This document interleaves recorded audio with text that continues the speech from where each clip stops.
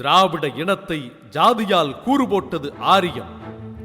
ஜாதி மனித குலத்தின் முதல் எதிரி, மனித சமத்துவத்தின் சவக்குழி.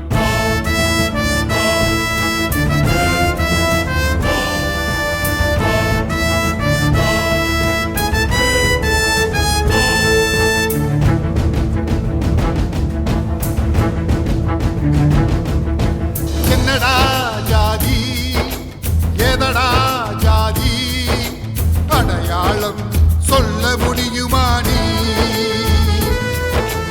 என்னடா ஜாதி, ஏதடா ஜாதி, அடையாளம் சொல்ல முடியுமா நீ? மனுவை எரியூட்டி இதையை கரியாக்கி மண்ணில் புதைப்போம் வாங்கடா, புது மானுடம் விதைப்போம் எழுங்கடா. மனுவை எரியூட்டி இதையை கரியாக்கி மண்ணில் புதைப்போம் வாங்கடா, புது மானுடம் விதைப்போம் எழுங்கடா. சுதந்திர நாடா இது, சுதந்திர நாடா, சுதந்திர நாட்டில் ஜாதி இருக்குமா? சுதந்திர நாடா இது, சுதந்திர நாடா, ஜாதி இருந்தால் சுதந்திரம் தழைக்குமா?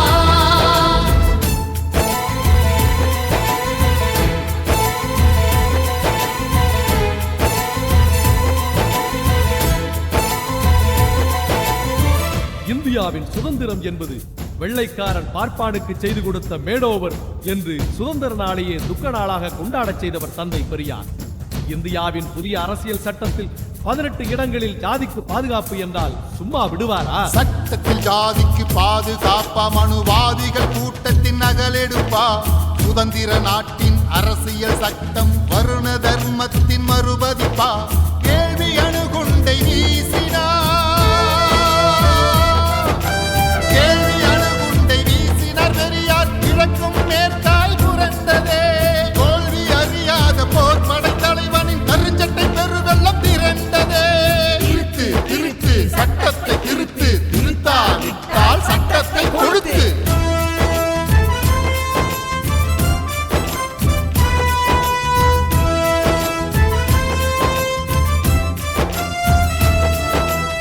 அரசியல் சட்டத்தை கொளுத்தினால் என்ன தண்டனை? இதற்கு தண்டனை சட்டத்திலேயே இடமில்லை. அப்படி போடு அருவால. பெரியாரின் போராட்ட அறிவிப்புக்கு பிறகு அவசர சட்டம் வந்தது 3 ஆண்டு தண்டனையாய். இதற்கெல்லாம் அஞ்சுபவரா பெரியார்? தோழர்களே, ஜாதியை ஒழிக்க சட்டத்தை எரித்தால் 3 ஆண்டு தண்டனையாம். சூத்திர இழிவை சுமந்து திரிவதா? அந்த இழிவை ஒழிக்கும் போரில் மரணத்தையும் யாசித்து பெறுவோம்.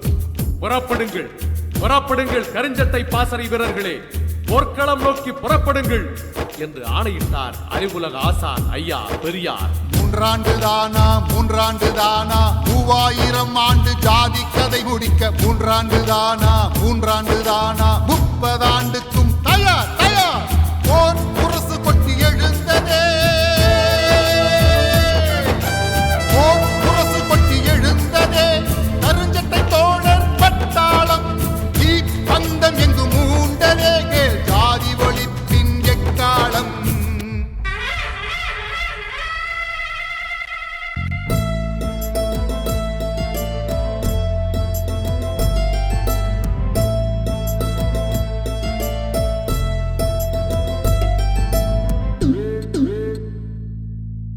போகாதே போகாதே என் கனவா, நம் புள்ள குட்டி கதி என்ன என் கனவா என்று புலம்பவில்லை புறநானூற்று தாய்மாள். புறப்பட்ட தளத்துக்கு துணைவருடன்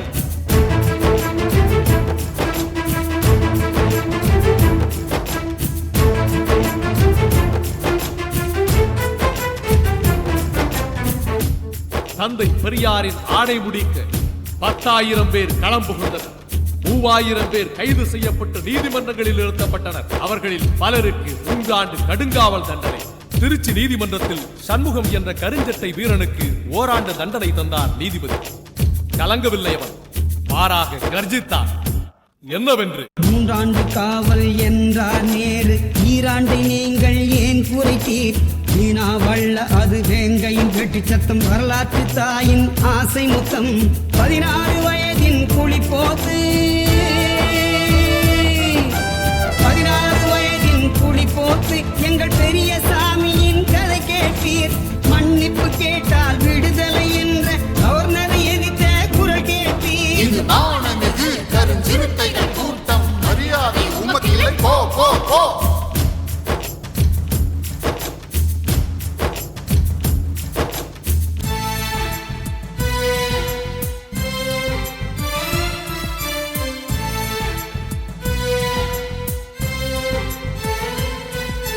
சிறையில் எண்ணற்றோர் மாண்டனர். தலைவனை பறிகொடுத்த குடும்பங்கள் தத்தளித்தனர். கர்ப்பிணி பெண்களும் களம் கண்டனர். கருஞ்சட்டை படைத்தது புறநானூறு. சிறையில் பிறந்த சிறகுகளுக்கு சூட்டிய பெயர் என்ன நாட்டோரே சிறை பறவை என்றே பெயரிட்ட சீலத்துக்கு ஈடெது கேட்போரே வெள்ளை சாமியும் ராமசாமியும்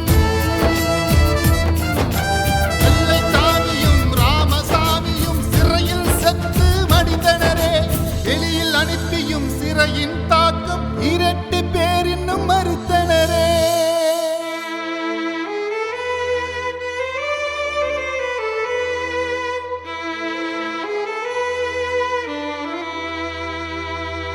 கேட்டாலே குருதி உரையச் செய்யும் வகையில் சட்டையிருக்கு போராட்ட வீரர்கள் மணல்மேடு வெள்ளைச்சாமியும் பட்டுக்கோட்டை ராமசாமியும் மரணமடைந்ததை விட பெருங்கொடுமை நடந்தது. அவர்களின் உடலை சிறைக்குள்ளேயே புதைத்தனர். கேள்விப்பட்டார் அன்னை மணியம்மையார் சிங்கமாக சிலிர்த்தெழுந்தார். முதலமைச்சர் காமராஜரின் கதவை தட்டினார். சிறை கதவு திறக்கப்பட்டது. புதைக்கப்பட்ட உடல்கள் தோண்டி எடுக்கப்பட்டன. திருச்சி மாநகரமே குலுங்கியது. வெள்ளைச்சாமி ராமசாமி இறுதி ஊர்வலமாது இல்லை இல்லை ஜாதிக்கு சமாதி கட்ட சூளுரைத்து புறப்பட்ட புதிய காலை வீராங்கனை எங்கள் அன்னை மணியம்மை வித்துடல் விதைத்து முழங்கினாரே.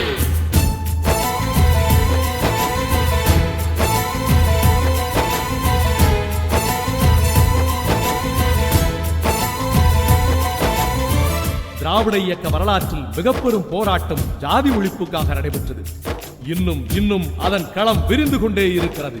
தமிழர் தலைவர் தலைமையில் கருஞ்சட்டை படை விரைந்து கொண்டே இருக்கிறது. ஒற்றை தாளினை கொளுத்தி சிறை சென்ற ஒப்பு வரலாறு இருந்திடுமோ பற்றி படர்ந்திருக்கும் ஜாதி என்னும் நோய் ஒற்றை ஊசியில் முறிந்திடுமோ இன்னமும் ஜாதி